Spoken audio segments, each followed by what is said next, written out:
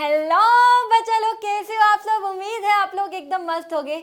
मैं हूं तान्या मुंजाल और बेटा आज हम करने वाले हैं स्टैटिस्टिक्स का एक नया चैप्टर। और भाई जो चैप्टर का नेम है वो है बेटा आपका ऑर्गेनाइजेशन ऑफ डेटा। ठीक है जी, तो फटाफट से देखते हैं भाई इस चैप्टर में हम कौन कौन से टॉपिक्स पढ़ने वाले हैं। तो सबसे पहले तो भाई समझेंगे meaning of organization of data, क्योंकि चैप्टर का नेम वही है। उसके बाद बेटा हम समझेंगे बेसिस ऑफ क्लासिफिकेशन, ये आपका इंपॉर्टेंट क्वेश्चन है, यहां से 3 या 4 नंबर के क्वेश्चन बन जाते हैं आपके। आगे आगे हम समझेंगे कुछ ऑब्जेक्टिव्स के बारे में और कुछ कैरेक्टरिस्टिक्स ऑफ क्लासिफिकेशन के बारे में। उसके बाद हम समझेंगे वेरिएबल्स क्या होता है और एट्रीब्यूट्स क्या होता है। टाइप्स ऑफ स्टैटिस्टिकल सीरीज के बारे में समझेंगे। ये समझना आपको जरूरी है क्योंकि आगे जाके हम जब मीन मीडियन मोड वाले चैप्टर्स करने वाले हैं तो इन चीजों को समझना। ये बेसिकली आपके बेसिक टॉपिक्स हैं और इन टॉपिक्स को समझना इसलिए जरूरी है क्योंकि जब आपके भयंकर टॉपिक्स आएंगे ना, आपके मीन मीडियन मोड वो वाले जो चैप्टर्स आएंगे, तो ये चीज अगर आपकी यहाँ पे क्लियर होगी तो वहां पे आपको क्या हो जाएगा बेटा, समझना आसान हो जाएगा आपके लिए। ठीक है, आगे कुछ सम इंपॉर्टेंट टर्म्स है, कुछ इंपॉर्टेंट टर्म्स है, यहाँ से 1 या 2 नंबर के क्वेश्चन बन जाते हैं। 1 मार्क की डेफिनेशन बन जाती है तो यहाँ से आ जाता क्वेश्चन, या फिर कई बार एमसीक्यू की फॉर्म में यहाँ से बेटा क्वेश्चन बन जाता है इंपॉर्टेंट टर्म्स में से। उसके बाद टाइप्स ऑफ फ्रीक्वेंसी डिस्ट्रीब्यूशन के बारे में हम पढ़ने वाले हैं, जिसके अंदर हम exclusive series, inclusive series, open and series, cumulative frequency series और मिड वैल्यू फ्रीक्वेंसी सीरीज के बारे में बेटा क्या करने वाले, समझने वाले हैं। तो भाई टाइम वेस्ट ना करते हुए फटाफट से चैप्टर की शुरुआत करते हैं। और चैप्टर का जो नेम है वो आपको पता ही है, वो क्या है बेटा, ऑर्गेनाइजेशन ऑफ डेटा। और आपका जो फर्स्ट टॉपिक है वो है आपका ऑर्गेनाइजेशन ऑफ डेटा की क्या बताओ, डेफिनेशन बताओ। देखो बेटा, अभी तक हमने ये पढ़ लिया कि हम क्या करते हैं, डेटा को सबसे पहले क्या करते हैं, कलेक्ट करते हैं ना। चाहे हम सैंपल मेथड से करें चाहे हम सेंसस मेथड से करें, सबसे पहले डेटा को कलेक्ट किया जाता है और फिर डेटा को कलेक्ट करने के बाद उसको ऑर्गेनाइज किया जाता है। ऑर्गेनाइज करने का मतलब होता है बेसिकली क्लासिफाई करना डेटा को उनके फीचर्स के बेसिस पे। अगर एग्जांपल लेती हूं मैं, सबसे पहले एग्जांपल में समझते हैं फिर हम इसके मीनिंग पे समझेंगे। ठीक है जी, मान लो एग्जांपल से मैंने ये लिया कि मेरी क्लास में 50 बच्चे हैं। ये मैंने डेटा कलेक्ट किया और मैंने वहां से पता किया कि मेरी क्लास में कितने बच्चे हैं, 50 बच्चे हैं। अब मैंने क्या किया, मेरे को प्रिंसिपल मैम ने पूछा, मुझे प्रिंसिपल मैम ने पूछा कि आप बताओ आपकी क्लास में कितने लड़के हैं और कितनी लड़कियां हैं। तो अब आप क्या कर रहे हो, क्लासीफाई कर रहे हो डेटा को। आप क्या कर रहे हो, क्लासीफाई कर रहे हो डेटा को कि भाई मेरी क्लास में कितनी गर्ल्स हैं और कितनी क्या है, बॉयज है। मैंने क्या कर लिया, उसको क्लासीफाई कर लिया। अब मेरे लिए समझना आसान है, अगर मैंने बोला मान लो मेरी क्लास में 20 लड़कियां हैं और 30 लड़के हैं, सारे नाम लिख दिया और यहां लिख दिया कि मेरी क्लास में कितने लड़के हैं, 30 लड़के हैं। ये क्या है, क्लासिफिकेशन ऑफ डेटा। अब मेरे लिए समझना आसान है, मैं कंपेयर कर सकती हूँ कि भाई मेरे पास गर्ल्स ज्यादा है कि बॉयज ज्यादा है ना। अब मुझे समझ आ रहा है कि जितने भी मेरे पास नंबर ऑफ स्टूडेंट्स है एक क्लास में, उसको मैंने क्या कर दिया, क्लासिफाई कर दिया on the basis of their different features के बेसिस पे। यानी गर्ल्स में मैंने सारे गर्ल्स लिख दिए, बॉयज में मैंने सारे बॉयज लिख दिए। ये क्या हो गया, आपका क्लासिफाई हो गया, यानी ग्रुपिंग होगी। क्लासिफिकेशन को हम ग्रुपिंग भी बोल देते हैं बेटा। क्लियर है। So this is all about your organization of data. फटाफट से इसका मतलब समझते हैं। ऑर्गेनाइजेशन ऑफ डेटा का मतलब है क्लासिफिकेशन ऑफ डेटा, क्लासिफाई कर रहे हो डेटा को on the basis of their different characteristics के बेसिस पे, डिफरेंट फीचर्स के बेसिस पे। यहां मैंने नंबर ऑफ स्टूडेंट्स को गर्ल्स और बॉयज में डिफरेंट कैरेक्टरिस्टिक्स के बेसिस पे क्या कर दिया, ग्रुप कर दिया, क्लासिफाई कर दिया। दिस इज योर बेटा क्लासिफिकेशन। क्लियर है बेटा, अच्छे समझ आया। तो ये है आपका क्लासिफिकेशन यानी ऑर्गेनाइजेशन ऑफ डेटा। अब हम बात करने वाले हैं जो आपकी क्लासिफिकेशन है ना, उसके बहुत सारे टाइप्स है ना, बहुत सारे बेसिस का मतलब टाइप्स है। एक होता है जियोग्राफिकल क्लासिफिकेशन, एक होता है आपका क्रोनोलॉजिकल, तीसरा है आपका क्वालिटेटिव, चौथा है आपका क्वांटिटेटिव क्लासिफिकेशन। और क्वालिटेटिव के अंदर 2 आती है आपके, एक आती है सिंपल और एक आता है आपका मैनिफोल्ड क्लासिफिकेशन। अगर मैं बात करूं ना यहीं से, जियोग्राफिकल क्लासिफिकेशन को आप क्या करते हो, ये लोकेशन के बेसिस पे क्लासिफाई होता है। लोकेशन या प्लेस के बेसिस पे आप इसको क्या करते हो, क्लासिफाई करते हो। और इसका एक और नेम भी होता है स्पेटियल क्लासिफिकेशन। क्लियर है। तो जियोग्राफिकल क्लासिफिकेशन क्या होता है बेटा, आप इसको लोकेशन या प्लेस के बेसिस पे क्या करते हो, क्लासिफाई करते हो। क्रोनोलॉजिकल क्लासिफिकेशन में क्या होता है, टाइम के बेसिस पे क्लासिफाई किया जाता है। टाइम के बेसिस पे एक एक चीज को हम क्लियरली क्या कह सकते हैं, डीपली पढ़ेंगे। लेकिन एक बार सिर्फ मैं इसका मतलब बता रही हूं, इन सबका मतलब क्या है। आगे हम एक एक चीज को टेबल में कैसे बनाना है वो भी समझेंगे। क्लियर है, विद एग्जांपल। तो क्रोनोलॉजिकल का मतलब क्या है बेटा, टाइम के बेसिस पे क्लासिफाई करते हो।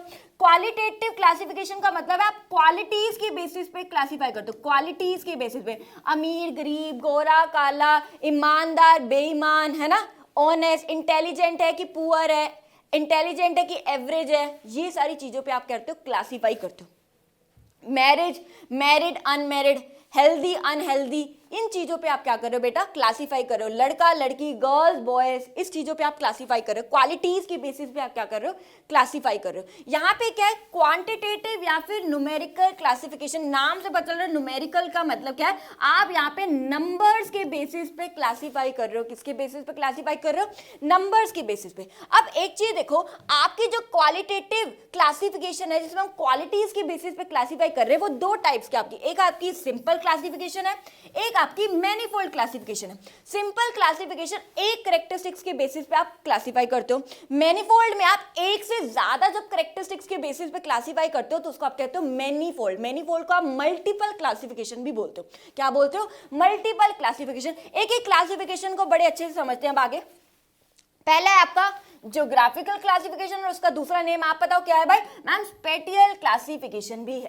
ठीक है जी, किसके बेसिस पे क्लासिफाई करते हो मैम, लोकेशन या फिर प्लेस के बेसिस पे क्या करते हैं, इसको क्लासिफाई करते हैं। एग्जांपल से समझते हैं बेटा, मान लो ये प्लेस है आपकी पंजाब, ये प्लेस है और ये है नंबर ऑफ फर्म्स, और जो मेरी फर्म है ना, मेरी जो फर्म, मेरा जो बिजनेस है वो बाईसाइकिल बनाने का, यानी साइकिल बनाने का मेरा क्या है, बिजनेस है।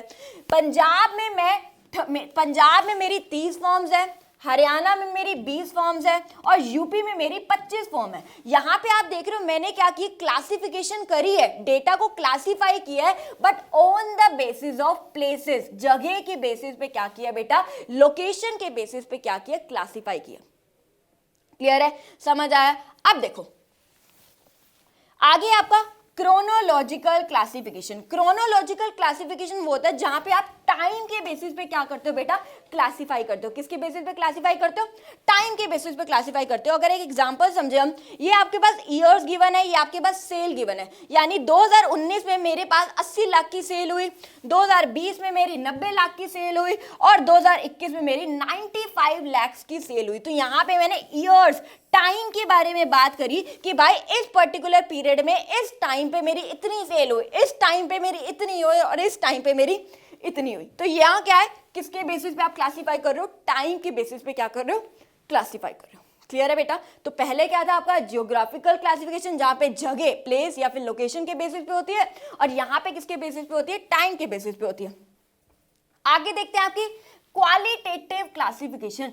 क्वालिटेटिव क्लासिफिकेशन, यहाँ पे क्वालिटीज के बेसिस पे आप क्लासिफाई करते हो। वही चीजें, अमीर गरीब, गोरा काला, सुंदर, इंटेलिजेंट है या फिर एवरेज स्टूडेंट है, उसके बेसिस पे आप क्या कर रहे हो, क्लासिफाई कर रहे हो। Healthy unhealthy, educated uneducated, literate illiterate, married unmarried, यानी ये क्वालिटीज है ना, इस बेसिस पे आप क्या कर रहे हो बेटा, क्लासिफाई कर रहे हो। ठीक है, तो अब इसके अंदर दो क्लासिफिकेशन आती है, एक आती है सिंपल क्लासिफिकेशन और एक आती है आपकी मैनीफोल्ड क्लासिफिकेशन। सिंपल क्लासिफिकेशन पहले तो यहीं पे देख लेते हैं बेटा, मतलब वही आ गया आपका, सेम ही है। अगर आप चले सिंपल क्लासिफिकेशन पे बेटा, आपका यहां पे मैं आपको सिंपल क्लासिफिकेशन बना के दिखा देती हूं।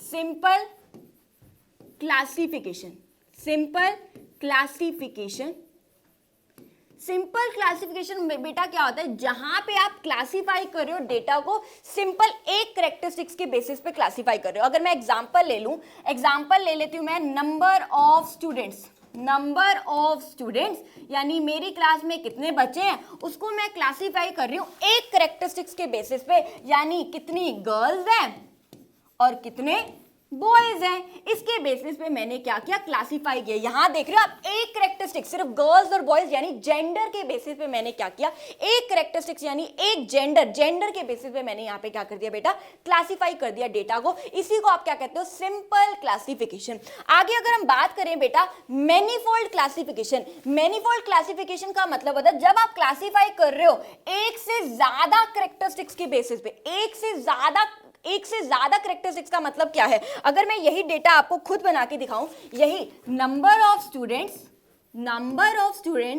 उस पे पहले जो मेरे सिंपल क्लासिफिकेशन तो क्या था मैम, सिंपल क्लासिफिकेशन में तो एक कैरेक्टरिस्टिक्स के बेसिस पे था, यानी कितनी गर्ल्स है और कितने बॉयज है, बिल्कुल सही बेटा। मैनीफोल्ड क्लासिफिकेशन में क्या होता है, मल्टीपल क्लासिफिकेशन, यानी एक से ज्यादा कैरेक्टरिस्टिक्स में जब आप क्लासिफाई करो। अब गर्ल्स को भी मैंने क्या कर दिया, कितनी रूरल एरिया से लड़कियां आई हैं पढ़ने और कितनी अर्बन एरिया से आई हैं, ठीक है, कितने रूरल एरिया से लड़के पढ़ने आए हैं और कितने अर्बन एरिया से लड़के पढ़ने आए, शहरों से पढ़ने आ रहे। तो ये क्या है, एक से ज्यादा कैरेक्टरिस्टिक्स के बेसिस पे। पहला कैरेक्टरिस्टिक क्या था, जेंडर था, गर्ल और बॉय। दूसरा कैरेक्टरिस्टिक्स क्या था, हैबिटेट के बेसिस पे। हैबिटेट का मतलब है जगह, रूरल है कि अर्बन है, रूरल है कि अर्बन है, इसके बेसिस पे क्लासिफाई कर लिए। यानी एक से ज्यादा कैरेक्टरिस्टिक्स के बेसिस पे आप क्या कर रहे हो, क्लासिफाई कर रहे हो। तो इसको आप क्या कह दोगे बेटा, मैनीफोल्ड क्लासिफिकेशन। इजी था। चले आगे, बहुत सिंपल से टॉपिक्स हैं ये तो। हो गया आपका, बिल्कुल जी मैम, ये तो हमें आ गया समझ। लो जी बेटा, आगे बेटा आपका क्वांटिटेटिव या फिर न्यूमेरिकल क्लासिफिकेशन। क्वांटिटेटिव या फिर न्यूमेरिकल क्लासिफिकेशन बेटा वो क्लासिफिकेशन है जिसमें आप नंबर्स के बेसिस पे क्या करते हो, क्लासिफाई करते हो। किसके बेसिस पे, नंबर्स के बेसिस पे। अब यहाँ देख रहे हो, यहाँ मार्क्स है, यहाँ पे आपके मार्क्स है, marks of students, marks of students, और ये आपके नंबर्स ऑफ स्टूडेंट। 0 से 10 मार्क्स किसके, 5 बच्चों के हैं। 10 से 20 मार्क्स के बीच में कितने बच्चे हैं, 10। 20 से 30 मार्क्स कितने बच्चों के, 15। 30 से 40 मार्क्स कितने बंदों के हैं, कितने लोगों के हैं, कितने बच्चों के, यानी 20 बच्चों के। तो यहाँ देख रहे हो आप, नंबर्स है, ये सारे नंबर्स है। यहाँ पे नंबर्स के बेसिस पे क्या किया बेटा, क्लासीफाई किया है। इसी को आप क्या कहते हैं, क्वांटिटेटिव क्लासिफिकेशन या फिर न्यूमेरिकल क्लासिफिकेशन, यानी नंबर्स के बेसिस पे। क्लियर है बेटा। चलो जी आगे, अभी तक हमने ये क्या पढ़ लिया, अभी तक हमने ऑर्गेनाइजेशन ऑफ डेटा की मतलब समझ लिया, यानी क्लासिफाई करना डेटा को on the basis of different characteristics के बेसिस पे, है ना। अब डिफरेंट कैरेक्टरिस्टिक्स, अब मैंने क्या लिया था, नंबर ऑफ स्टूडेंट्स को गर्ल्स वाले गर्ल्स में डाल दी, बॉयज वाले बॉय। तो डिफरेंट कैरेक्टरिस्टिक्स के बेसिस पे मैंने क्या कर दिया, क्लासिफाई कर दिया था। उसके बाद मैंने डिफरेंट टाइप्स ऑफ क्लासिफिकेशन पढ़ ली। अब जो मैम बात कर रहे हैं वो है ऑब्जेक्टिव्स ऑफ क्लासिफिकेशन। क्यों हम क्लासिफाई कर रहे हैं, क्यों हम क्लासिफिकेशन कर रहे हैं। जब हमारे पास डेटा है, डेटा क्या था, मेरे पास 50 बच्चे, अब उसको मैं क्यों क्लासिफाई कर रही थी, लड़कों में, लड़कियों में, कितने लड़के रूरल से हैं, कितने अर्बन से, कितने रूरल से, कितने अर्बन से, क्यों क्लासिफाई किया जा रहा है। तो पहला कारण है सिंप्लीफिकेशन एंड ब्रीफनेस। एक तो क्लासिफिकेशन करने से वो डेटा आपके लिए समझना आसान हो जाता है, सिंपल हो जाता है। 50 बच्चों से इतना क्लियर नहीं हो रहा, लेकिन अगर आपने उसको डिवाइड कर दिया ना कि उसमें से इतनी लड़कियां हैं, उतने लड़के हैं, इतनी लड़कियों में इतनी लड़कियां रूरल से, इतनी अर्बन से, इतने लड़कों में इतनी रूरल से, इतने अर्बन से, तो आपके लिए वो समझना क्या है, आसान हो जाता है। सिंप्लीफिकेशन और ब्रीफनेस, ब्रीफनेस का मतलब वो डेटा आपके लिए ब्रीफ हो जाता है, आपके लिए वो जो डेटा है ना, आपके लिए वो समझना आसान है। आप कंक्लूड निकाल सकते हो कि भाई लड़के ज्यादा क्लास में है कि लड़कियां ज्यादा है, रूरल एरिया से लोग ज्यादा पढ़ने के लिए आ रहे हैं, बच्चे ज्यादा पढ़ने के लिए आ रहे हैं कि अर्बन एरिया से ज्यादा पढ़ने के लिए आ रहे हैं बच्चे। तो वो वाली बात हो रही है यहाँ पे, यानी ब्रीफनेस हो जाती है। आगे है यूटिलिटी। यूटिलिटी का मतलब होता है यूजफुल। ये डेटा आपके लिए ज्यादा यूजफुल है जब आप डेटा को क्लासिफाई कर देते हैं ना on the basis of their similarities, कितने लड़के हैं, कितनी लड़कियां, तो वो डेटा आपके लिए ज्यादा यूजफुल है एज कंपेयर टू वो डेटा जो क्लासिफाई नहीं हुआ है बेटा। क्लियर है। आगे है डिस्टिंक्टिवनेस। डिस्टिंक्टिवनेस का मतलब क्या होता है, यहां पे डिफरेंट, डिस्टिंक्टिव इसका मतलब क्या है बेटा, डिफरेंट। डिफरेंट का मतलब क्या है, आप जो क्लासिफाई करते हो ना बेटा, वो डिफरेंट फीचर्स के बेसिस पे क्लासिफाई करते हो। अगर मैं यहाँ पे मैंने क्या बात करी थी, ये मेरे पास नंबर ऑफ स्टूडेंट्स है, अब मैं उनको डिफरेंट फीचर्स के बेसिस पे क्या कर रही हूँ बेटा, क्लासिफाई कर रही हूँ कि कितने मेरे पास लड़के हैं और कितनी मेरे पास लड़कियां हैं, कितने मेरे पास बॉयज है और कितनी मेरे पास गर्ल्स है। डिफरेंट फीचर्स के बेसिस पे मैं क्या कर रही हूँ, उनको क्लासिफाई कर रही हूँ। ठीक है जी। नेक्स्ट क्या है आपका, कंपेरेबिलिटी। कंपेरेबिलिटी का मतलब अब आपके लिए जो क्लासिफाइड डेटा है ना, उसको कंपेयर करना इजी है, समझना आसान है। आप अब कंपेयर कर सकते हो कि भाई बॉयज ज्यादा पढ़ने आ रहे हैं कि गर्ल्स ज्यादा है ना, कितने नंबर ऑफ बॉयज ज्यादा हैं क्लास में कि नंबर ऑफ गर्ल्स ज्यादा है। तो अब आपके लिए वो डेटा को कंपेयर करना क्या है बेटा, इजीली है। ठीक है। आगे है आपके पास साइंटिफिक अरेंजमेंट। साइंटिफिक अरेंजमेंट का मतलब है जो भी डेटा आप क्लासिफाई करते हो वो साइंटिफिक तरीके से करो, अच्छे तरीके से करो, एक साइंटिफिक मैनर में करो, ताकि जो भी कंक्लूजन निकले ना आपका वो रिलायबल हो। रिलायबल का मतलब वो कंक्लूजन पे आप ट्रस्ट कर सको, विश्वास कर सको। क्लियर है। आगे है बेटा अट्रैक्टिव एंड अफेक्टिव। जो भी डेटा आप क्लासिफाई करते हो तो क्लासिफाई करा ही क्यों जाते हैं, क्या ऑब्जेक्टिव है, अब वो डेटा आपको ज्यादा अट्रैक्ट करेगा और वो ज्यादा अफेक्टिव है, वो वाली बात हो रही है। क्योंकि ऑब्वियस सी बात है बेटा, क्लासिफाइड डेटा आपको समझना आसान है, आप उससे कंक्लूजन इजीली निकाल सकते हो, वो आपके लिए समझना आसान है, कंक्लूजन इजीली है, यानी वो आपको ज्यादा अट्रैक्ट करेगा, वो ज्यादा अफेक्टिव है, ज्यादा यूजफुल है classified data as compared to your unclassified data। Clear है भाई, सिंपल है। चलो जी आगे देखते हैं बेटा, कैरेक्टरिस्टिक्स ऑफ गुड क्लासिफिकेशन। एक अच्छे क्लासिफिकेशन करने के लिए, गुड क्लासिफिकेशन करने के लिए क्या क्या कैरेक्टरिस्टिक्स होना जरूरी है। ठीक है जी, तो जो पहला पॉइंट है वो है कॉम्प्रिहेंसिवनेस। कॉम्प्रिहेंसिवनेस का मतलब होता है बेटा डिटेल्ड इंफॉर्मेशन होनी चाहिए। क्लासिफाई करते वक्त आप पूरी डिटेलिंग का ध्यान रखो, यानी each and every item should be covered during classification. ऐसा नहीं होना चाहिए कि कोई आइटम छूट जाए आपसे। अगर बेटा मैं यहाँ पे बात कर रही थी, नंबर ऑफ स्टूडेंट्स 50 थे, उसको मैंने क्लासिफाई कर दिया लड़कियों में और लड़कों में, लड़कियों में और लड़कों में। यहां मैंने सारे लड़कियों के नेम लिख दिए, यहां मैंने सारे लड़कों के नेम लिख दिए। तो क्लासिफिकेशन करते हुए आपको ये ध्यान रखना है कि कोई लड़की ना छूट जाए ऐड करते हुए, क्लासिफाई करते हुए, और कोई लड़का ना छूट जाए ऐड करते वक्त, यानी क्लासिफाई करते हुए, यानी each and every item should be covered during classification. ऐसा ना हो कि कोई आइटम आपसे छूट जाए, डिटेल्ड इंफॉर्मेशन होनी चाहिए, उसी को आप क्या कहते हैं, कॉम्प्रिहेंसिवनेस। क्लियर है बेटा, each and every item of the data get into some groups और class, no item should be left out. Left out का मतलब कोई भी आइटम छूटनी नहीं चाहिए आपसे। क्लियर है।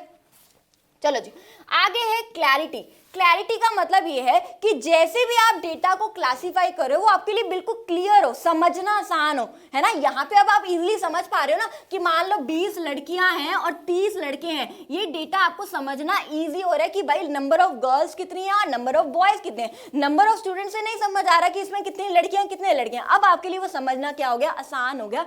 क्लैरिटी, जो भी डेटा आप क्लासिफाई करो वो क्लियर होना चाहिए, सिंपल तरीके से क्लासिफाई करो, कोई भी उसमें कंफ्यूजन नहीं होनी चाहिए। क्लासिफाई करते हुए आपके लिए वो समझना क्या हो जाए, क्लियर हो, आसान हो। कोई भी क्लासिफिकेशन देखे तो उसके लिए वो समझना क्या हो, आसान हो। क्लियर है।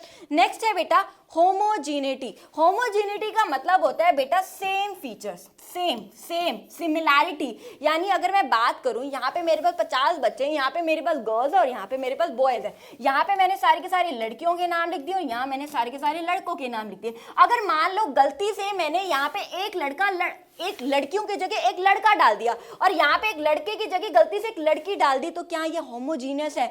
नहीं है। सेम यानी लड़कियां हैं तो यहाँ पे सारी की सारी लड़कियां होनी चाहिए, यहाँ लड़के हैं तो सारे के सारे लड़के होने चाहिए, सिमिलैरिटी होनी चाहिए। यहाँ पे जो डेटा आप क्लासिफाई कर रहे हो वो सेम होना चाहिए, होमोजीनियस होना चाहिए। क्लियर है। ऐसा नहीं हो कि आपने गलत तरीके से क्लासिफाई कर दिया तो वो तो बल्कि आपके लिए कंफ्यूजिंग बन जाएगा क्लासिफिकेशन। क्लियर है। यही है बेटा आपका होमोजेनिटी। होमोजेनिटी का मतलब है सिमिलर फीचर्स के बेसिस पे आप क्या करो, क्लासिफाई करो। सिमिलर टू ईच अदर का मतलब है अगर यहाँ लड़कियां हैं तो बेटा सारी लड़कियां ही होनी चाहिए, कोई लड़का उठा के मत लिख दो। यहाँ लड़के हैं तो सारे लड़के ही होने चाहिए, क्योंकि आपने क्लासिफाई इस तरीके से कर, गलती से यहाँ लड़का लिख दिया तो ये आपका क्लासिफिकेशन सही नहीं होगा। क्लियर है बेटा। सिमिलैरिटीज का ध्यान रखना है इसमें। क्लियर है।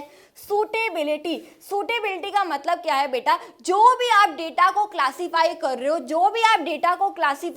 हो वो आपके ऑब्जेक्टिव्स को ध्यान में रखते हुए क्लासिफाई करो।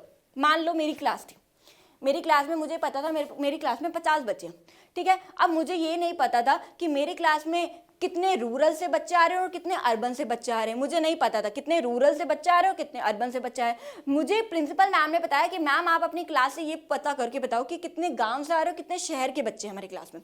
तो मैंने क्या किया, उसको डेटा को क्लासीफाई किया।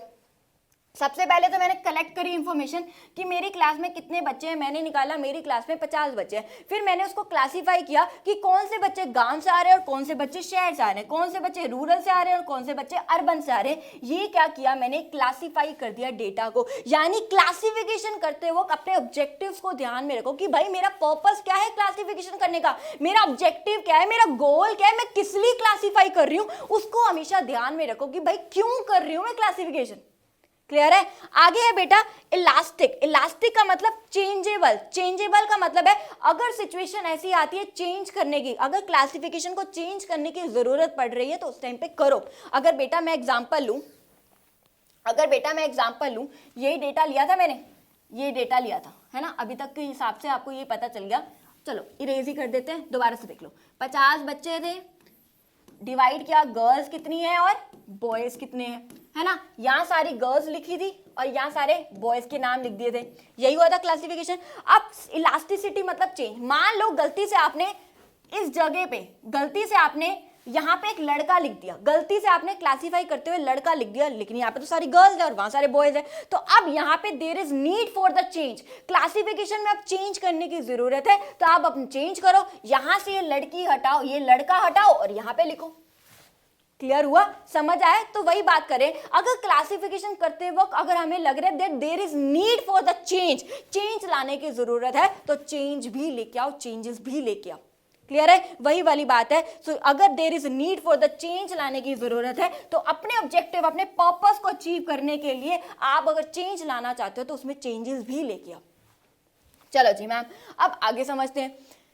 आगे है बेटा वेरिएबल और एट्रीब्यूट्स के मतलब। वेरिएबल्स क्या होते हैं और एट्रीब्यूट्स क्या होते हैं, बड़े ध्यान समझो। वेरिएबल्स का मतलब क्या होता है, वेरिएबल्स का मतलब होता है जो भी डेटा को क्लासिफाई कर रहे हो नंबर्स की फॉर्म में, जब भी डेटा को क्या कर रहे हो नंबर्स की फॉर्म में क्लासिफाई कर रहे हो तो उसको हम कहते हैं वेरिएबल्स। वेरिएबल्स का मतलब जो नंबर्स की फॉर्म में एक्सप्रेस किए जाते हैं, जो नंबर्स की फॉर्म में हो तो उसको क्या कहते हैं हम, वेरिएबल्स कहते हैं। एट्रीब्यूट्स क्या होते हैं, जो नंबर्स की फॉर्म में नहीं होते, जो नंबर्स की फॉर्म में नहीं होते, not able, not capable of being expressed in numerically, यानी जो नंबर्स के फॉर्म में एक्सप्रेस नहीं किए जाते उसको आप क्या कहते हो, एट्रीब्यूट्स कहते हैं। अगर एग्जांपल की बात लेके चले बेटा, अब मुझे बताओ हाइट, हाइट बताओ नंबर्स की फॉर्म में एक्सप्रेस करते हैं हाइट, यस, उसकी हाइट 5'2" है, तो ये क्या है, नंबर्स की फॉर्म में, नंबर्स की फॉर्म में, तो ये क्या है बेटा आपका वेरिएबल्स। हाइट, आपका वेट, आपके मार्क्स, ये सारे के सारे नंबर्स की फॉर्म में होते हैं। मार्क्स, उसके 50 नंबर है, उसके 60 नंबर है, उसके 70 नंबर है, ये नंबर्स है, तो वो क्या आपका वेरिएबल्स है। उसकी हाइट 5'2" है, 5'6" है, 5'8" है, 5'10" है, ये नंबर्स है, तो ये किसकी फॉर्म में आएंगे आपका, ये आपका है आपका वेरिएबल्स, क्योंकि नंबर्स की फॉर्म में हो रहा है ना। उसकी हाइट, उसका वेट, उसका 60 किलो 60 किलो वेट है, 70 kilo weight, 80 kilo weight, 100 kilo weight, ये क्या है नंबर्स की फॉर्म। जो भी चीज बेटा नंबर्स की फॉर्म में होती है वो क्या होती है आपकी वेरिएबल्स होती है। और जो नंबर्स की फॉर्म में आप एक्सप्रेस नहीं कर सकते, जैसे कि वो सुंदर है, वो गोरा है, वो काला है, वो अमीर है, वो गरीब है, वो पढ़ा लिखा है, वो कह सकते हैं एजुकेटेड है, वो अनएजुकेटेड, मैरिड, अनमैरिड, ये सारी चीजें, लिटरेट, इलिटरेट, है ना, हेल्दी, अनहेल्दी, ये सारी चीजें क्वालिटीज हैं, ये नंबर्स की फॉर्म में आप एक्सप्रेस नहीं करते। ब्यूटी, ब्यूटी को आप नंबर की फॉर्म में एक्सप्रेस नहीं कर सकते, वो 10 किलो सुंदर है, 20 किलो सुंदर है, 50 किलो सुंदर है, इसको आप नंबर्स की फॉर्म में एक्सप्रेस नहीं कर सकते। इसलिए ये क्या है आपका एट्रीब्यूट्स है। एट्रीब्यूट्स क्या होते हैं, जो नंबर्स की फॉर्म में एक्सप्रेस नहीं करे जाते, और वेरिएबल्स क्या होते हैं, जो नंबर्स की फॉर्म में एक्सप्रेस करे जाते हैं। ये कुछ एग्जांपल्स है, पढ़ लेना। Age, height, weight, income, income उसकी, वो 2 लाख रुपए कमाता है, वो 3 लाख रुपए कमाता है साल का, वो 10 लाख रुपए कमाता है, वो 20 लाख रुपए कमाता है, ये भी नंबर्स की फॉर्म में। लेकिन ब्यूटी, ऑनेस्टी, ईमानदार, इंटेलिजेंट है कि नहीं है, ये सारी की चीजें क्या है, नंबर्स की फॉर्म में एक्सप्रेस नहीं करी जाती। क्लियर है। अब ये तो आपको डिफरेंस समझ आ गया कि वेरिएबल्स क्या होते हैं और एट्रीब्यूट्स क्या होते हैं। अब वेरिएबल जो होता है ना बेटा, जो नंबर्स की फॉर्म में एक्सप्रेस करते हैं, वो 2 टाइप्स का होता है। एक होता है आपका डिस्क्रीट वेरिएबल और एक होता है आपका continuous variable. Discrete variable, variable क्या होता है मैम, वेरिएबल जो होता है जो कि नंबर्स की फॉर्म में, ये हमें पता है, तो ऑब्वियसली ये भी नंबर्स की फॉर्म में तो होंगी क्योंकि उसी की टाइप्स है। लेकिन डिस्क्रीट वेरिएबल्स वो होते हैं जो कंप्लीट नंबर्स की फॉर्म में, कंप्लीट नंबर की फॉर्म में, मतलब 3, 4, 5, 6, ये क्या है आपका डिस्क्रीट वेरिएबल्स। लेकिन बेटा आपका जो कॉन्टिन्यूअस वेरिएबल होता है ना, वो नंबर्स की फॉर्म में, नंबर्स की फॉर्म में तो होता है लेकिन कंप्लीट नंबर्स की फॉर्म में नहीं होता, वो बेसिकली फ्रैक्शन की फॉर्म में होगा, आपका पॉइंट की फॉर्म में, परसेंटेज की फॉर्म में। एग्जांपल देख लो, ये क्या है आपका कॉन्टिन्यूअस वेरिएबल। समझ आया डिफरेंस। डिस्क्रीट वेरिएबल, देखो वेरिएबल का मतलब क्या है, जो नंबर्स की फॉर्म में होते हैं। डिस्क्रीट वेरिएबल्स और कॉन्टिन्यूअस वेरिएबल 2 इसके टाइप है। डिस्क्रीट वेरिएबल क्या होता है, जो कंप्लीट नंबर की फॉर्म में होते हैं, और कॉन्टिन्यूअस वेरिएबल होता तो ये भी नंबर की फॉर्म में, लेकिन ये फ्रैक्शंस की फॉर्म में, कंप्लीट नंबर की फॉर्म में नहीं होता, फ्रैक्शंस की फॉर्म में, परसेंटेज की फॉर्म में, या फिर अगर मैं ये बात करूं, ये फ्रैक्शन आपका 1, ये वाला, ये फ्रैक्शन है, तो ये क्या है आपका कॉन्टिन्यूस वेरिएबल है, क्योंकि ये फ्रैक्शन की फॉर्म में, ये कंप्लीट नंबर नहीं है, ये कंप्लीट नंबर नहीं है। अगर 2 बंदा 2 और ये अगर मान लो 3 नंबर ले लो एग्जांपल, तो ये क्या है आपका डिस्क्रीट वेरिएबल, वो क्या है आपका, क्योंकि ये कंप्लीट नंबर है, ये फ्रैक्शन की फॉर्म में, परसेंटेज की फॉर्म में आ गया कुछ, तो ये क्या आपका कॉन्टिन्यूस वेरिएबल, पॉइंट की फॉर्म में आ गया 5.2, पॉइंट्स की फॉर्म में आ गया, वो क्या आपका कॉन्टिन्यूस वेरिएबल। क्लियर है, इतना समझ आया? चलो जी अब आगे चलते हैं बेटा। आगे अब आपका स्टैटिस्टिकल सीरीज के बारे में हम कुछ पढ़ने वाले हैं। 2 टाइप के हैं, एक होता है आपका इंडिविजुअल सीरीज और एक होता है आपका फ्रीक्वेंसी सीरीज। इंडिविजुअल सीरीज को आप सिंपल सीरीज भी कहते हो, याद रख लेना, इंडिविजुअल सीरीज को आप सिंपल सीरीज भी कहते हो। और फ्रीक्वेंसी सीरीज में 2 सीरीज आती है, एक आती है आपकी डिस्क्रीट सीरीज और एक आती है आपकी कॉन्टिन्यूस सीरीज। अब डिस्क्रीट सीरीज और कॉन्टिन्यूस सीरीज के बहुत सारे नेम है, कई बार क्वेश्चन भी आ जाता है इन दोनों का डिफरेंस में। एक है अनग्रुप डेटा भी बोल देते हैं हम इसको, फ्रीक्वेंसी एरे भी बोल देते हैं, ये इंपॉर्टेंट है नाम। फ्रीक्वेंसी एरे नाम इंपॉर्टेंट है, याद रख लेना। डिस्क्रीट सीरीज का ही दूसरा नेम क्या है आपका, फ्रीक्वेंसी एरे। कॉन्टिन्यूस सीरीज को हम ग्रुप डेटा भी बोलते हैं और इसी को हम क्लास इंटरवल सीरीज भी बोलते हैं, CI सीरीज, क्योंकि यहाँ पे CI होती है, क्लास इंटरवल होता है। और इसी को हम फ्रीक्वेंसी डिस्ट्रीब्यूशन भी बोलते हैं, इसका नाम ये वाला याद रख लेना। कई बार क्वेश्चन आ जाता है difference between frequency array and frequency distribution, बच्चे कंफ्यूज हो जाते हैं। अच्छा फ्रीक्वेंसी एरे क्या था, फ्रीक्वेंसी डिस्ट्रीब्यूशन आपको पता होना चाहिए। फ्रीक्वेंसी एरे का दूसरा नेम क्या है, डिस्क्रीट सीरीज, और फ्रीक्वेंसी डिस्ट्रीब्यूशन मतलब आपका कौन सा सीरीज है, कॉन्टिन्यूस सीरीज है। तो फटाफट से देखते हैं ये इंडिविजुअल सीरीज क्या होती है, डिस्क्रीट सीरीज क्या होती है और कॉन्टिन्यूस सीरीज क्या होती है। ये सीरीज को समझना इसलिए जरूरी है क्योंकि आगे जाके जब आप बेटा मीन मीडियन मोड वाले चैप्टर्स पढ़ने वाले हैं ना, तो उस चैप्टर्स में बेटा आपको ये पता होना चाहिए कि इंडिविजुअल सीरीज क्या होती है, डिस्क्रीट सीरीज क्या होती है और आपकी कॉन्टिन्यूस सीरीज क्या होती है बेटा। तो चलो जी, इंडिविजुअल सीरीज में बेटा आपका ओनली एंड ओनली एक्स होता है। मान लो अगर मैं बात करूं, मेरे पास डेटा गिवन है, एक्स गिवन है 4 3 1 6 2 4।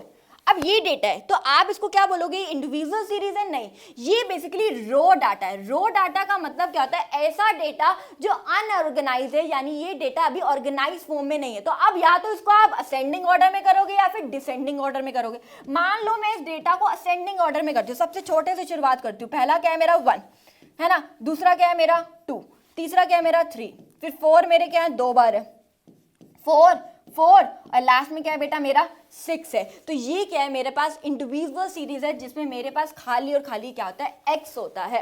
क्लियर है इतना? ये क्या है आपके पास इंडिविजुअल सीरीज। आगे देखते हैं बेटा आपके पास डिस्क्रीट सीरीज क्या होती है और कॉन्टिन्यूस सीरीज क्या होती है। डिस्क्रीट सीरीज क्या होती है, जिसमें आपके पास एक्स भी होता है और एफ भी होता है, यानी फ्रीक्वेंसी भी होती है। अगर मैं बात करूं 10 20 30 40 50 1 2 3 4 5, क्लियर है? ये क्या है, इसमें x भी होता है, फ्रीक्वेंसी भी होती है। ये होती है आपकी डिस्क्रीट सीरीज।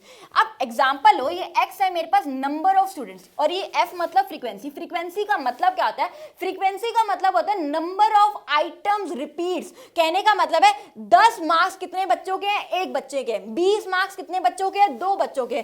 30 मार्क्स कितने बच्चों के, 3। 40 मार्क्स कितने बच्चों के, 4। और 50 मार्क्स कितने बच्चों के, 5 बच्चों के हैं। ये क्या है आपकी डिस्क्रीट सीरीज है।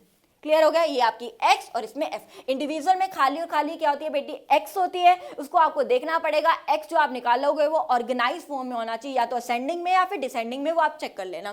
ठीक है, ये रो डाटा था, यानी ऐसा डेटा जो अनऑर्गेनाइज फॉर्म में था। अब आपने इसको असेंडिंग में कर लिया तो छोटे से बड़ा ले गए और ये क्या है आपके पास, ये इंडिविजुअल सीरीज निकल गई आपकी। ठीक है, अब आगे डिस्क्रीट सीरीज में आपके पास x भी होता है और f भी होता है। कॉन्टिन्यूस सीरीज में आपके पास होता तो यहाँ पे भी x और f है, लेकिन यहाँ पे CI होते, क्लास इंटरवल और फ्रीक्वेंसी होती है। क्लास इंटरवल का मतलब क्या है, जैसे 10 से 20, 20 से 30, 30 से 40, 40 से 50, ये क्या आपके पास क्लास इंटरवल। यहाँ मैंने ले लिया 2 4 6 8, है ना, यानी 10 से 20 कितने बच्चों के मार्क्स है, ये 2 हो गया मान लो। 20 से 30 कितने बच्चों के मार्क्स है, 4। 30 से 40 कितने बच्चों के मार्क्स है, 6। और 40 से 50 कितने बच्चों के मार्क्स है, 8। ये क्या है आपके पास कॉन्टिन्यूस सीरीज है। क्लियर है? ये आपको पता है, यहाँ पे x होती है, यहाँ पे x और f, और यहाँ पे कॉन्टिन्यूस सीरीज में क्या होती है, CI यानी क्लास इंटरवल, और क्या होती है आपके पास फ्रीक्वेंसी होती है। फ्रीक्वेंसी का मतलब आगे भी हम समझेंगे। फ्रीक्वेंसी का मतलब लो, मतलब ही आ गया। फ्रीक्वेंसी का मतलब क्या होता है, number of items, number of times and item repeats. ये क्या होती है आपकी फ्रीक्वेंसी होती है। ये क्या होती है आपकी फ्रीक्वेंसी। एक आइटम कितनी बार रिपीट हो रही है उसको आप क्या कहते हो, फ्रीक्वेंसी कहते हो। आगे क्या है बेटा, क्लास। क्लास का मतलब होता है range of values is called class. अगर मैं बात करूं, मैंने यहाँ CI बनाया था, यहाँ मेरे पास फ्रीक्वेंसी था 10 to 20, 20 से 30, 30 से 40, यहाँ मैं कुछ भी ले लेती हूँ 2, 4, 6, कुछ भी ले लेती हूँ। क्लास का मतलब ये जो है ना, इसी को क्लास इंटरवल बोलते हैं और इसी को क्लास बोलते हैं। ये आपके लिए क्लास है 10 से 20। जो रेंज ऑफ वैल्यूज है ना 10 से 20, इसको कहते हो रेंज ऑफ वैल्यू। ये जो रेंज ऑफ वैल्यू इसी को आप क्लास कहते हो। ये पूरी की पूरी क्लास है, ये पूरी की पूरी क्लास है आपके पास। 10 to 20 class, 20 to 30 class, 30 to 40 ये क्लास, इसी को क्लास इंटरवल और इसी को ही क्लास बोलते हैं। यानी रेंज ऑफ वैल्यूज, ये दोनों का जो रेंज है ना 10 to 20, इसी को आप क्या कहते हो, क्लास कहते हो। 5 से 10, 10 से 15, ये क्या है आपके पास, 10 से 15, 10 से 20 ले लो, कुछ भी ले लो, ये क्या आपके पास क्लास है। क्लियर है।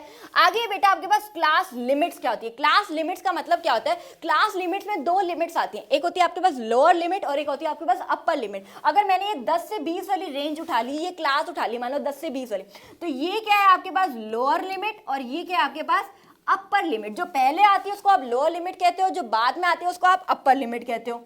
ठीक है, ये भी आपके पास लोअर लिमिट और ये आपके पास क्या बेटा अपर लिमिट। ये आपके पास लोअर लिमिट और ये क्या आपके पास अपर लिमिट। ये होती है क्लास लिमिट्स। लिमिट्स मतलब दो लिमिट्स होती हैं, एक होती है लोअर लिमिट और एक होती है आपके पास अपर लिमिट। तो यही है extreme values of the class are limits. अब बच्चे कहेंगे मैम एक्सट्रीम वैल्यूज क्या आती है। एक्सट्रीम वैल्यूज का मतलब ही यही होता है लोअर लिमिट्स और अपर लिमिट, इसी को आप एक्सट्रीम वैल्यूज भी कह देते हो। कई बार क्वेश्चन आ जाता है व्हाट इज एक्सट्रीम वैल्यू, ये क्वेश्चन आ जाता है, तो पता होना चाहिए एक्सट्रीम वैल्यू का मतलब क्या है, बेसिकली लोअर लिमिट या फिर अपर लिमिट, इसी को आप क्या बोल देते हो बेटा एक्सट्रीम वैल्यू बोल देते हो। तो यही है, एग्जांपल है 5 और 10, तो ये 5 क्या है, ये आपके पास लोअर लिमिट है और ये 10 क्या आपके पास अपर लिमिट है। वही ये lower limit upper limit, lower limit upper limit, lower limit upper limit, और इसी को आप क्या बोलते हो क्लास लिमिट। ये क्या है आपके पास, ये लोअर और अपर लिमिट की जो बात कर रहे हो उसी को आप क्या कहते हो क्लास लिमिट। और ये पूरी की पूरी इसको क्या बोलते हो आप क्लास बोलते हो। पूरी जो रेंज, ये जो सेट है ना, ये पूरा सेट, उसको आप क्या कहते हो क्लास कहते हो। ये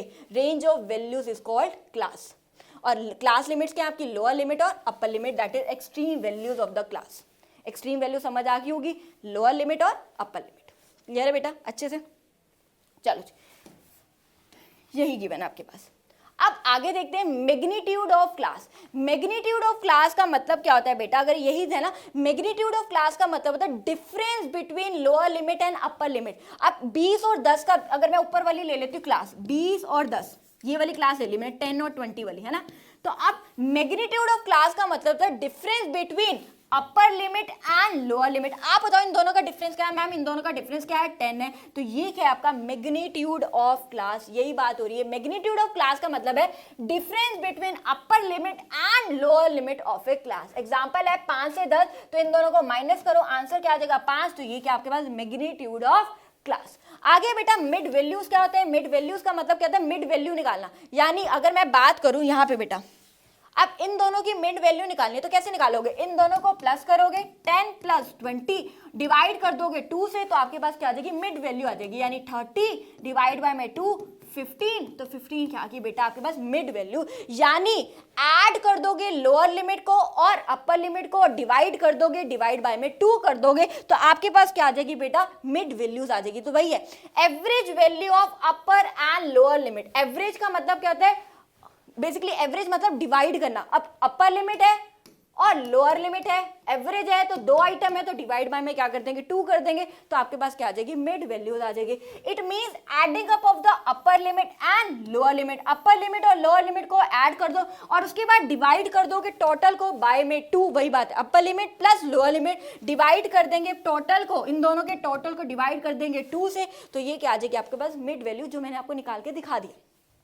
आई गेस कोई इश्यू नहीं होगा, मैंने ये लिया था इन दोनों की। अब आप इसकी मिड वैल्यू निकालो, खुद निकालो। तो क्या करोगे 40 + 30 डिवाइड बाय 2 कर दोगे, आपके पास क्या आ जाएगी मिड वैल्यूज आ जाएगी। चलो जी अगला टॉपिक है बेटा आपका टेली बार। टेली बार कैसे निकालते हैं, शायद आपने 10th में भी पढ़ लिया होगा, स्टार्ट में आपको पढ़ा होगा आपने, आई गेस 9th और 10th में। कुछ नहीं है, टेली बार को कैसे किया जाता है, मान लो अगर मैं एग्जांपल लूं, ये आपके पास CI है और ये आपके पास मान लो फ्रीक्वेंसी है, आपको निकालनी है टेली बार, आपको निकालनी है टेली बार। क्लियर है। CI मान लो कुछ भी गिवन है, 10 से 20, 20 से 30, 30 से 40 और 40 से 50, ठीक है। और फ्रीक्वेंसी आपके पास कुछ भी गिवन है, 2, 5, 7, 10, कुछ भी गिवन है। अब आप मुझे टेलीबार निकालो। टेलीबार कैसे निकालते हैं, 2 है तो 1 2, 5 है तो पता कैसे करेंगे, 1 2 3 4, 4 तक ऐसे करते हैं, 5 हमेशा बेटा ऐसे करते हैं, क्लियर है। 7 है, 1 2 3 4 5 हमेशा ऐसे होगा, 6 और 7। 10 है, 1 2 3 4 5 हमेशा ऐसे होगा, 6 7 8 9 10। तो हमेशा याद रखना 4 4 का वो बनता है, 4 का ऐसे बनता है और 5 आते ही ऐसे हो जाता है, ये हमेशा याद रखना टेली बार में, क्लियर है। अब मान लो अब आप मुझे बना के दिखाओ 12 का, तो कैसे बनाओगे, 1 2 3 4 5 6 7 8 9 10 11 और 12। तो ये क्या है आपके पास टेली बार। चलो अब आगे देखते हैं बेटा types of frequency distribution.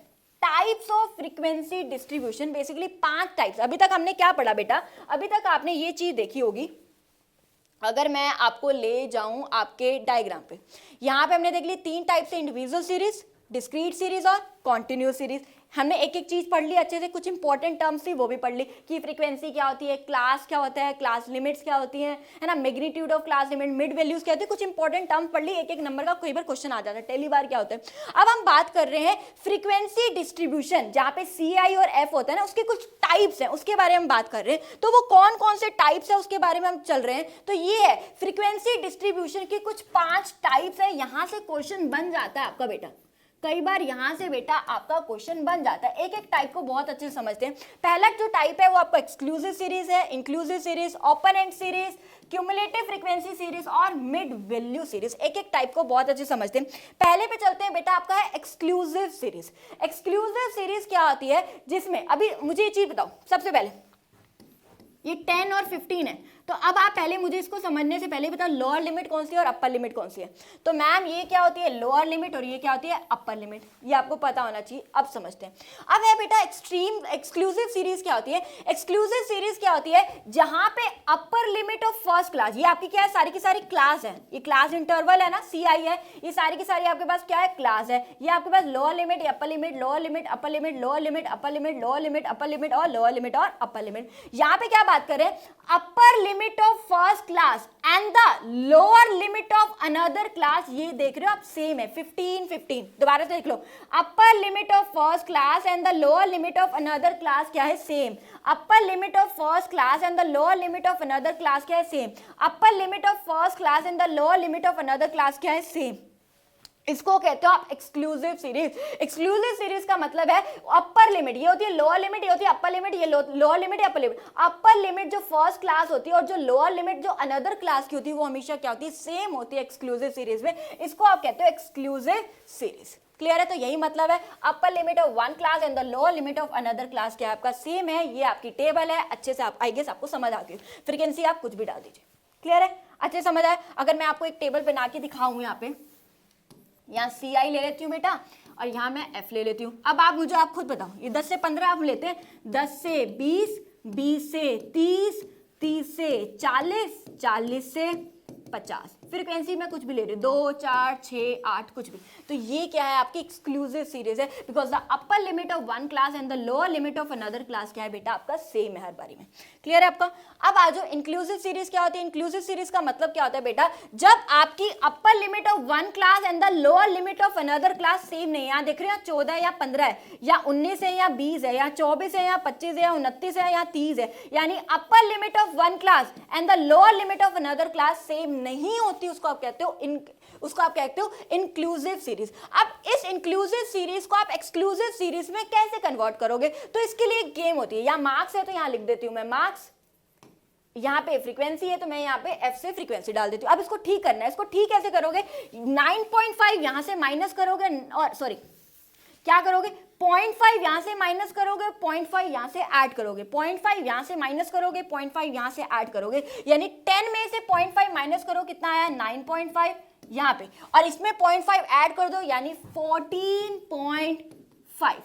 Clear हो गया। यहाँ पे 0.5 माइनस कर दो 14.5, यहाँ पे 0.5 ऐड कर दो यानी 19.5, यहाँ पे भी 0.5 क्या कर दो माइनस कर दो, 20 में से 0.5 माइनस किया यानी 19.5, यहाँ पे क्या कर दो 24.5, सेम 24.5, यहाँ पे इसमें भी 0.5 ऐड कर दो 29.5, यहाँ पे भी क्या कर दो 0.5 माइनस कर दो 29.5, और यहाँ पे क्या कर दो 0.5 ऐड कर दो यानी 34.5। तो आपका इसमें टेक्निक क्या है, 0.5 यहाँ से माइनस करो और यहाँ पे ऐड करो, यहाँ पे माइनस करना 0.5, यहाँ पे 0.5 ऐड, 0.5 माइनस करना पहले फिर लास्ट वाले में, यानी लोअर लिमिट से 0.5 माइनस करना है और अपर लिमिट में 0.5 ऐड करना है। तो आप देख रहे हो ये आपकी क्या बन गई एक्सक्लूसिव सीरीज। एक्सक्लूसिव सीरीज कैसे बन गई, because now the upper limit of one class and the lower limit of another class carry same 19.5 19.5 24.5 24.5, ये क्या आ रही है आपकी the upper limit of one class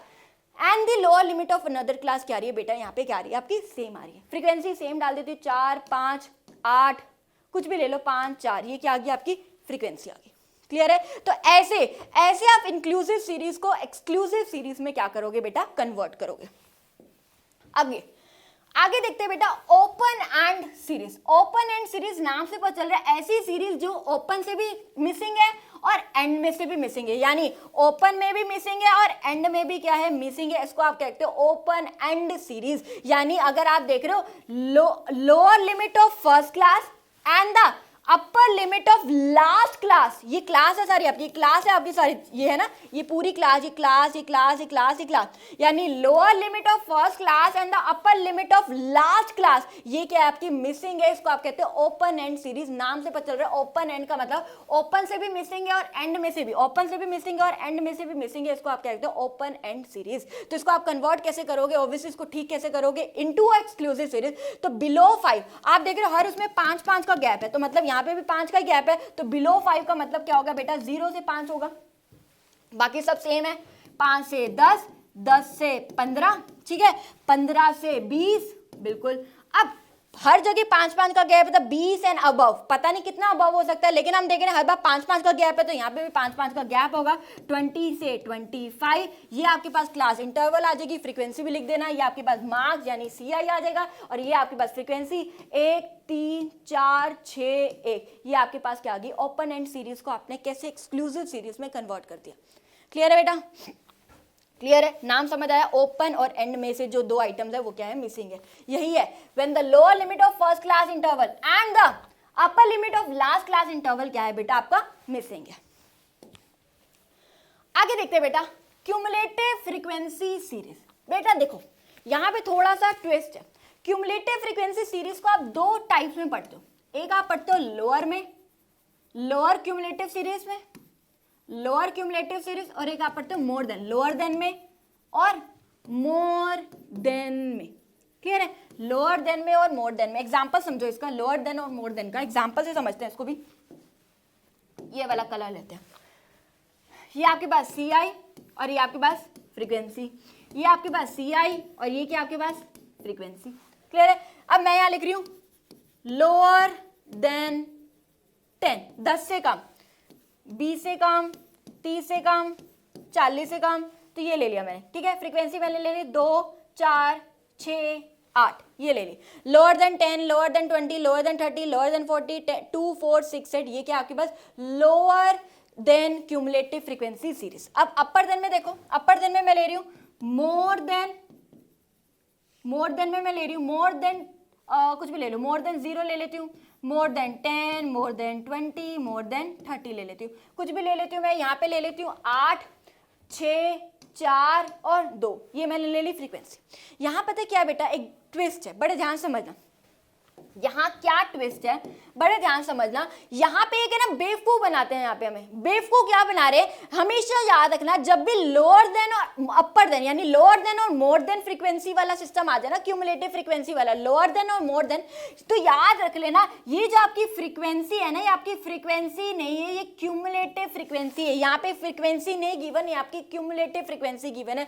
जब भी लोअर देन और मोर देन आ जाए तो याद रख लेना ये आपकी फ्रीक्वेंसी नहीं है, ये आपकी क्या है बेटा क्यूमुलेटिव फ्रीक्वेंसी है, यानी ये आपकी क्या गिवन है, आप CF गिवन है। अब इसको आप कन्वर्ट करो इनटू इसको अब हम कन्वर्ट करते हैं इनटू एक्सक्लूसिव सीरीज में, आप यही कन्वर्ट करते हैं। यहां पे मैं कन्वर्ट कर दूं, यहाँ पे इसका नीचे कर रही हूँ। अब लोअर देन 10, आप देख रहे हो हर बार 10 10 का गैप है, 10 20 20 30 30 टू 40, यानी 10 10 का गैप है। तो ये क्या हो जाएगा आपका 0 से 10, 10 से 20, 20 से 30 और 30 से 40, 10 10 का डाल दिया। अब याद रखना ये आपकी फ्रीक्वेंसी नहीं है, ये आपकी CF है, याद रख लेना बेटा। जब भी लोअर देन और मोर देन में आ जाए क्वेश्चन तो ये फ्रीक्वेंसी की जगह क्या है आपकी क्यूमुलेटिव फ्रीक्वेंसी है। तो निकालेंगे कैसे, ये आपकी CI है, ये आपकी फ्रीक्वेंसी कैसे निकालोगे, बड़े ध्यान से समझो। पहला जो 2 है वो हमेशा क्या रहेगा, सेम रहेगा। उसके बाद आप क्या करो, माइनस करना शुरू कर दो। माइनस करने का मतलब 4 में से 2 गए 2, 6 में से 4 गए 2, 8 में से 6 गए 2, ऐसे माइनस ऊपर से पहला 2 का 2 क्या लिखोगे सेम, उसके बाद माइनस कर दो। 4 में से 2 गए 2, 6 में से 4 गए 2 और 8 में से 6 गए 2। ये आपकी आ गई लोअर देन में, ये फ्रीक्वेंसी आपने निकाल दी। ये आपकी एक्सक्लूसिव सीरीज में हमने इसको क्या कर दिया, कन्वर्ट कर दिया। क्लियर है। अब यहां आ जाओ, यहां पे हम निकालते हैं CI और यहां पे हम निकालते हैं फ्रीक्वेंसी। मोर देन 0, यहां पे भी देख रहे हो 10 10 का ही पता चल रहा है, यानी 0 से ज्यादा होगा, 10 का ही गैप है तो 0 से 10 कर देते हैं, 10 से 20 कर देते हैं, 20 से 30 कर देते हैं और 30 से बेटा क्या कर देते हैं हम 40 कर देते हैं ना, 10 10 का गैप डाल दिया मैंने। अब फ्रीक्वेंसी कैसे निकालनी, ये क्या है आपकी CF गिवन है, याद रख लेना। जब भी लोअर देन और मोर देन का केस आ जाए तो वो फ्रीक्वेंसी नहीं गिवन, लिखा फ्रीक्वेंसी होती है बट वो गेम खेल रहे होते हैं आपके साथ, है ना, चलाकी कर रहे थे, बेवकूफ बना रहे होते हैं आपको। तो ये क्या है बेटा, आपकी फ्रीक्वेंसी नहीं है वो बेटा, आपकी ये आपकी क्या है, क्यूमुलेटिव फ्रीक्वेंसी है, यानी CF है। तो इस केस में क्या करोगे, जो नीचे वाला 2 है ना उसको क्या कर दोगे सेम, नीचे से शुरू करना है इसको, वहां ऊपर से शुरू करना है, यहां नीचे से शुरू करना है, 2 का 2। अब माइनस करना शुरू कर दो, 4 में से 2 गए 2, 6 में से 4 गए 2, 8 में से 6 गए 2। याद रख लेना इसके अंदर लोअर में ऊपर से शुरू करना है, 2 का 2 क्या कर दिया हमने सेम लिख दिया था, लेकिन मोर देन में नीचे से शुरू करना है, 2 का 2 आप यहां क्या कर रहे हो सेम कर रहे हो, याद रख लेना। उसके बाद तो बस माइनस माइनस करना है, माइनस माइनस करना है। क्लियर है। लोअर में ऊपर से शुरू होगे फ्रीक्वेंसी निकालना और मोर देन में किसमें करेंगे आप, नीचे से निकालना क्या करोगे बेटा, शुरू करोगे। ये है आपका क्यूमुलेटिव फ्रीक्वेंसी सीरीज। तो याद रख लेना 2 केस में पढ़ते हैं, लोअर देन में पढ़ते हो और मोर देन में पढ़ते हो, और जो भी आपके पास फ्रीक्वेंसी गिवन होगी वो फ्रीक्वेंसी नहीं है, वो आपकी CF गिवन है। तो अब आप निकालोगे ये जो CF है ना उसको आप कन्वर्ट करोगे इनटू अ फ्रीक्वेंसी में। फ्रीक्वेंसी कैसे निकालोगे, स्टार्टिंग वाला 2 क्या रहेगा हमेशा सेम, उसके बाद माइनस माइनस करते जाओ। यहाँ पे कैसे निकालोगे, नीचे वाला 2 क्या रहेगा सेम, उसके बाद माइनस माइनस करते जाओ, आपके पास क्या आ जाएगी, फ्रीक्वेंसी आ जाएगी। क्लियर है बेटा। चलो अब देखते हैं बेटा आपका मिड वैल्यू फ्रीक्वेंसी सीरीज क्या होती है। बेटा मिड वैल्यू फ्रीक्वेंसी सीरीज अगर मैं इसको क्लियर कर दूं, यहां पे मैं लिख देती हूं पूरा, ये आपके पास मैं यहां लिख देती हूं मिड वैल्यूज कितने गिवन है, 5 15 25 35 और 45। क्लियर है। फ्रीक्वेंसी कितनी गिवन है, फ्रीक्वेंसी देखो 6 6 5 11 9, 6 5 11 9 और 8। अब यहां से हमें समझ आ रहा है कि ये डिस्क्रीट सीरीज है। बेटा ये डिस्क्रीट सीरीज नहीं है, मिड वैल्यूज गिवन है, बीच की वैल्यूज गिवन है। अब इसका यूज करके हम क्या करेंगे, एक्सक्लूसिव सीरीज निकालेंगे, क्लास इंटरवल निकालेंगे। तो अब मैं क्या करूंगी, CI निकालूंगी, क्या निकालूंगी, CI यानी क्लास निकालूंगी, क्लास इंटरवल। अब निकालेंगे कैसे, तो बेटा इसका एक ट्रिक है, बड़े ध्यान समझना ट्रिक। अब आपका जो सबसे पहले काम है वो इन दोनों का डिफरेंस समझना है। 15 और 5 में कितने का डिफरेंस है, 10 का। इन दोनों का डिफरेंस कितना है, 10 का। इन दोनों का डिफरेंस कितना है, 10 का। और इन दोनों का डिफरेंस कितना है, 10 का। तो आप देख रहे हो हर एक चीज में डिफरेंस कितना आ रहा है, 10 10 10 10। अब आपका क्या काम है, जो ये 10 निकला है ना उसको डिवाइड कर दो बाय में 2, यानी इसका आधा निकालना है। अब 10 को डिवाइड किया 2 से तो क्या है आपका आंसर 5 आया। जो गेम है ना बेटा इस 5 के अराउंड घूमेगी, ये जो 5 है ना बेटा इसके अराउंड घूमेगी। यानी अब आपको क्या करना है, पहले 5 जो आ रहा है ना, ये मिड वैल्यू क्या है, पहले 5, पहले 5 को 5 से माइनस करना है, फिर आप क्या करोगे 5 से प्लस करोगे। अब देखते हैं सेम 15 से -5 करोगे, 15 में प्लस करोगे 5, 25 में पहले -5 करोगे, फिर 25 में प्लस करोगे 5, 35 में माइनस करोगे 5, फिर 35 में प्लस करोगे 5, एंड 45 में माइनस करोगे 5, एंड देन 45 में क्या करोगे, प्लस करोगे। करते हैं, पहला चकते हैं हम 5 को, पहला वाला 5, पहली जो मिड वैल्यू 5 गिवन है, पहले मिड वैल्यू में 5 में से 5 किया, माइनस किया, कितना आया 0। अब इसी 5 में प्लस कर देंगे 5 को, तो कितना आ जाएगा आपका 5 + 5 10। सेम 15 में से 5 माइनस करो कितना आ गया 10, और इसी 15 में 5 ऐड कर दो तो कितना आ गया 20, इस 25 में माइनस कर दो 5 तो कितना आ गया 20, और इसी 25 में ऐड कर दो 5 तो कितना आ गया बेटा आपके पास 30, इसी 35 में माइनस कर दो 5 तो कितना आ गया पास 30, और इसी 35 में 5 ऐड कर दो तो कितना आ गया आपके पास 40, इसी 45 में माइनस कर दो 5 तो कितना आ गया 40, और इसी 45 में ऐड कर दो 5 तो कितना आ गया आपके पास 50। ये है आपका सी आई। मिड वैल्यूज में कैसे निकालते हो, तो सबसे पहले समझो, आपको क्या करना है, सबसे पहले इन दोनों का गैप देखना है। सब में आपने गैप निकाला कि 10 आया, अब जो गैप आया उसको डिवाइड कर दो 2 से, आधा निकालना है। जो भी गैप आता है ना, मान लो अगर 20 गैप आया तो 20 गैप को बेसिकली आप क्या करोगे, डिवाइड बाय में 2, उसका आधा निकालना है। अब डिवाइड बाय में 2 करने पे क्या आया, आपका आंसर 5 आया। अब जो पूरी गेम है वो 5 के अराउंड है, यानी हर एक चीज में पहले 5 से माइनस करेंगे फिर 5 से प्लस करेंगे, 5 में माइनस करेंगे 5 से प्लस करेंगे। तो यही किया, पहले 5 से माइनस फिर 5 से प्लस, 5 से माइनस फिर 5 से प्लस, हर एक चीज को किया तो आपके पास क्या आ गई बेटा, सी आई आ गई। तो यही है, अब आपके पास सी आई है, फ्रीक्वेंसी आपके पास सेम ही है। फ्रीक्वेंसी क्या आ रही है आपकी 6, 5, 11, 9, 8, तो आपके पास क्या बन गई, एक्सक्लूसिव सीरीज। क्लियर है, मिड वैल्यूज का यूज करके आपने देखा आपने सी आई को कैसे निकाला, बहुत इजी है। पहले क्या करो, गैप देखो, गैप से फिर आधा कर दो गैप को, क्या आया 5, फिर पहले 5 से माइनस करोगे, 5 से ऐड, 5 से माइनस, 5 से ऐड, आपके पास क्या आ जाएगी बेटा, सी आई आ जाएगी। तो लो जी, हो गया चैप्टर समाप्त। तो बस बेटा ऐसे ही पढ़ते रहो, मुस्कुराते रहो और खुश रहो। Thank you.